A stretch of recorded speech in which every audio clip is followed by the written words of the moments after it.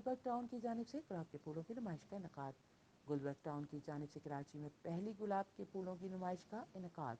نمائش میں 10,000 سے زائد پودے اور 50 سے زائد اقسام کے گلاب کے پھول رکھے گئے ہیں۔ Chairman Gulberg town Nusrat Ullah, vice chairman Muhammad Ilyas, town municipal commissioner Abdul Hamid Sohag اور ڈائریکٹر پارک ندیم حنیف کے ہمراہ نمائش کا افتتاح کیا۔ اس موقع پر میڈیا کے نمائندگان سمیت نمائش دیکھنے کے لیے آنے والے شہریوں کی بڑی تعداد موجود تھی۔ اس موقع پر چیئرمین گلبرگ ٹاؤن نصرت اللہ نے کہا کہ حاضرین سے خطاب کرتے ہوئے کہا کہ گلاب کا پھول پھولوں کا بادشاہ بھی کہلاتا ہے۔ انہوں نے گلاب کے پھولوں کی نمائش کے انعقاد پر ڈائریکٹر پارک اور ان کے عملے کو خراج تحسین پیش کیا۔